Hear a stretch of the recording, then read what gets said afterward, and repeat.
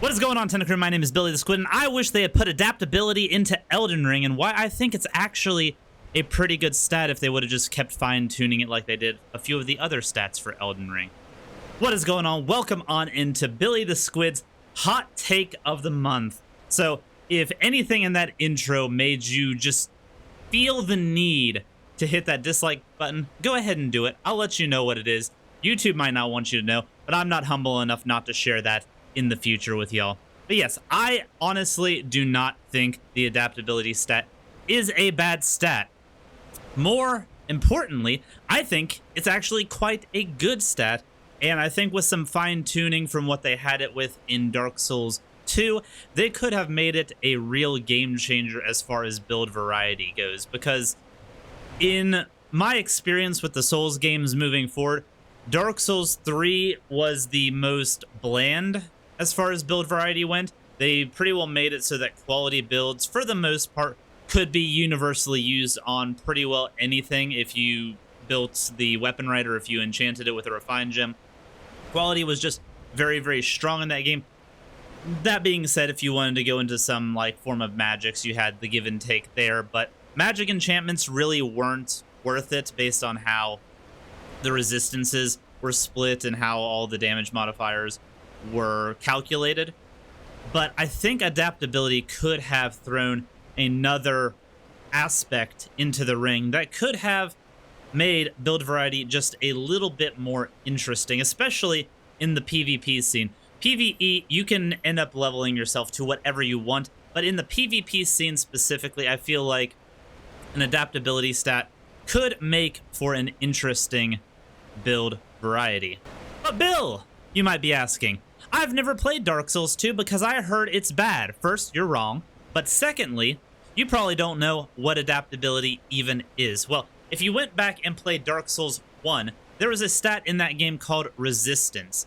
That stat was absolute ass. It was the worst stat in the game. You had no reason to invest anything into that stat. Any resistances that you needed, you could get through your armor sets or through some sort of magic buff or whatnot. Adaptability is the evolution of resistance. And while, yes, it still keeps the you put points into it and it increases your resistances. And by resistances, it makes it so that poison, bleed, petrify, curse, all of those things, the bar fills up slower. That is what I mean when I say resistances. It is only for the buildup of status effects. And I do believe resistance actually made those bars go down faster. I could be wrong, though. So what happened between Dark Souls 1 and Dark Souls 2 that made me, Billy the Squid, giver of hot takes, the person that says adaptability is actually good, where a good majority of the community was happy that this stat was retired in future installments? I wish that they had built upon it. In Dark Souls 2, it served a lot of functions, and I think the biggest issue with adaptability was they tried to put too many functions onto one stat, and it felt like people had no choice but to spec into it because it literally affected almost every build in the game, and it felt monotonous to have to build up your adaptability to whatever you wanted it to. This character, I have it up to 20 just for my comfort level. But let's get into what adaptability actually did in the context of the game. So for every point in adaptability you put in, you don't only gain resistances, but you also gain a stat called agility, which is right here. Mine is at 95. What does agility do? Well, it governs the invincibility frames that you get through rolling. It is a very interesting stat, and I think this is the biggest boon to the adaptability stat. I think this is what adaptability should have been solely built upon. I think having you have very much control over your iframes is good for the health of the game overall. And I'm going to explain that after I get into everything else that adaptability did, because they really did throw the kitchen sink at it. So not only does adaptability increase your invincibility frames, so for light armor, fast builds that rely on rolling significantly, this is the go-to stat for your defenses. But adaptability also makes it so that you use items faster. So that includes drinking the Ol Sun juice That also, in the form of Dark Souls 2, meant life gem uses, firebomb throws, knife throws, every single consumable in the game. The speed of using those consumables was increased through the adaptability stat. Now this, while not amazing, is something that I think could have been fine-tuned in future versions of the game. In future Souls-likes, drinking and stuff like that does become a problem in a PvP scenario. There are issues, especially with the way invasions work, where hosts have a significant amount of healing items compared to, say, an invader. And they are pretty well free if they can create any form of distance, able to drink without having a single penalty to them. I think having the adaptability stats still have that drink speed tied to it would have been a decent thing. Does it need to have consumables tied to it as well? I am not so sure. Through my experience with the Souls games, I didn't use consumables all that much, but I know there are a few people out there, again, especially in the PvP scene, that will use consumables to supplement whatever build they have done. If they have a build that doesn't have a large range component, they might bring throwing knives or fire bombs or lightning urns or whatever they want to toss at an enemy that's maybe turtling a little bit too hard. And that is okay.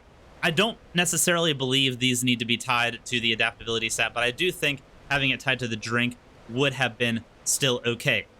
But wait, there is more.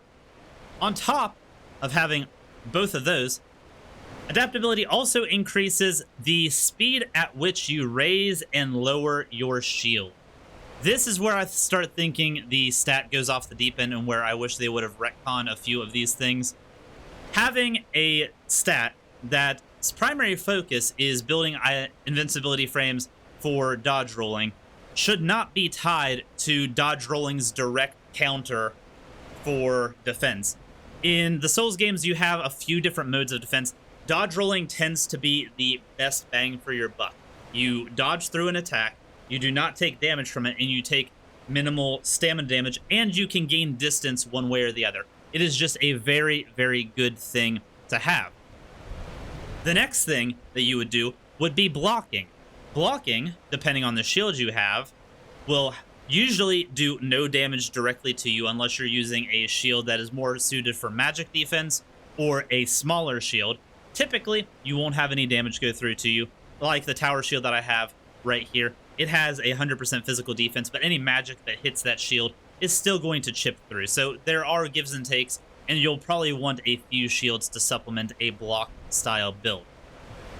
Whenever you do take damage on the shield, it is a very small stamina penalty. Depending on the weapon that you're getting hit by, the stamina penalty will be higher or less. And while you are holding your shield up, your stamina regen is super duper slow. Just to give an example for what I am talking about, there's the chip damage that you take while blocking. And I understand this is probably the weakest enemy in the game, but it just kind of is a little showcase on blocking. And the fact that most enemies will recoil after taking a boop with the shield gives you an opportunity to go in and directly counterattack. So while it is not 100% as good as dodge rolling in that capacity, it is still a very good and viable method for defense. Until the adaptability stat makes it so that if you want to have a hold speed this fast, you have to have roughly the adaptability I have. If you have a stat significantly lower, the pull-up speed is going to be significantly slower. So through that, what you are effectively getting is the adaptability stat is not only needed for your speedy boy dodge builds, but it is inadvertently becoming needed with your tanky shield-based builds, because if they want to be able to pull their shield up at a reasonable time, be able to counterattack, and then get back in behind their shield, they're going to need to pump points into the adaptability stat to be able to get that gameplay style. With that being said, if, for instance, you are wanting to go a tower shield build, what is the harm at that point? You're already putting points into the adaptability stat. Why wouldn't you just dodge in the first place? Maybe your dodge timings aren't the best, and you feel more comfortable sitting behind a shield. That is 100% fine. but I've already talked about how dodge rolling in most scenarios is the better option for defense. So if you're already forced into putting points into adaptability to be able to block more consistently, you might as well learn how to dodge. So it makes it so that blocking is even less viable due to the stat. The last thing that adaptability it did, and probably the most convoluted thing that it possibly could have done, was adaptability was somehow tied into your passive poise as well.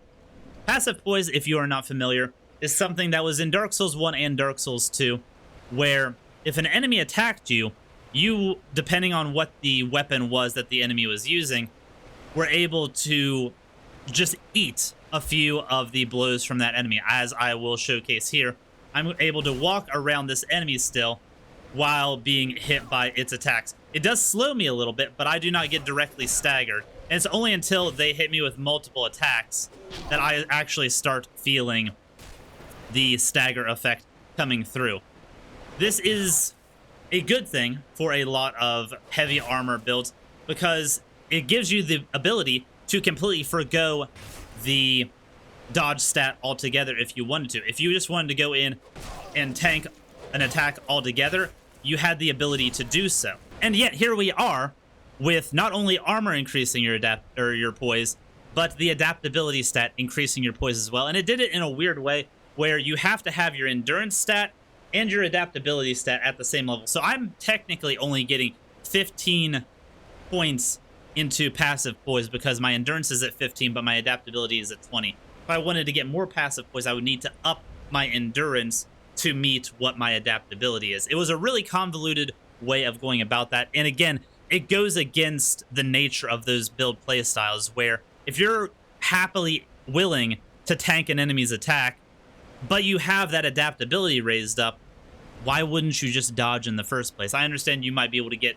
some damage in. It might be the method of you finishing out a fight if you wanted to just greed mode through an attack and deliver the killing blow. You have the ability to do that. But again, dodging is still the most ideal method of doing this. So at the end of the day, what they ended up doing with Dark Souls 3 and now Elden Ring is they just got rid of the stat altogether.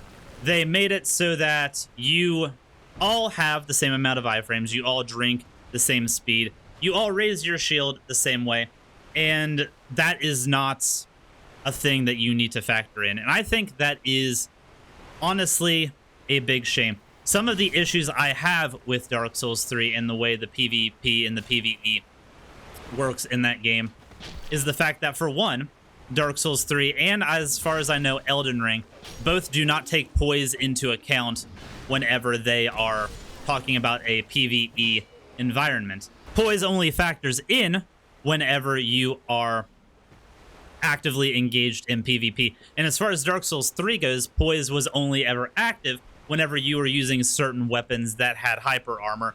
The poise increased that hyper armor for those weapons. Elden Ring is bringing back passive poise, but again, it is only applicable whenever you are engaged in PvP. It will not help you in any way with PvE content, which I think is a shame in itself.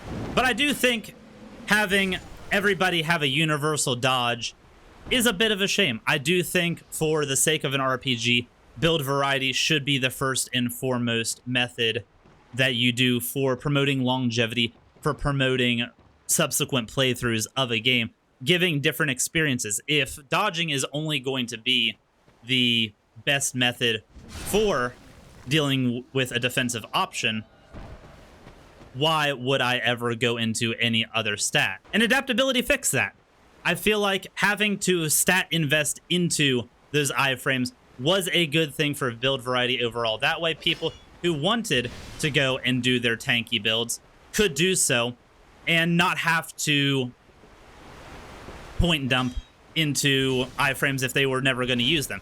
It gives them the ability to play their playstyle that they were actively wanting. Whereas the speedy boys could put the points into that and then go and do whatever they wanted with their damage stats and whatnot.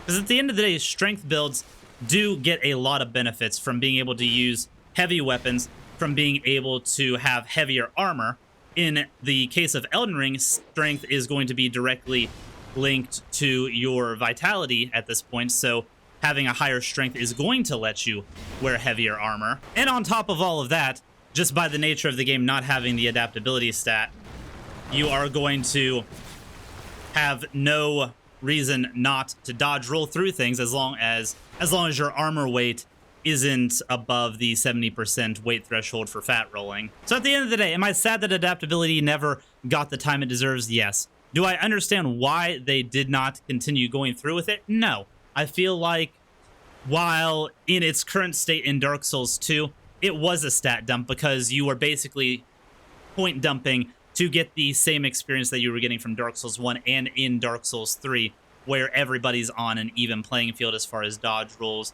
block speeds, all of that stuff. But I don't think that should necessarily be the case. I think the dodge is too valuable of a stat to have it universal to every single build, and I don't think the weight requirement for the different dodge speeds is enough to prevent people from just dodge rolling forever. I think having an adaptability stat would increase build variety. It would make it so that people maybe were even more likely to go above the 70% and just bank on their armor and their shields protecting them.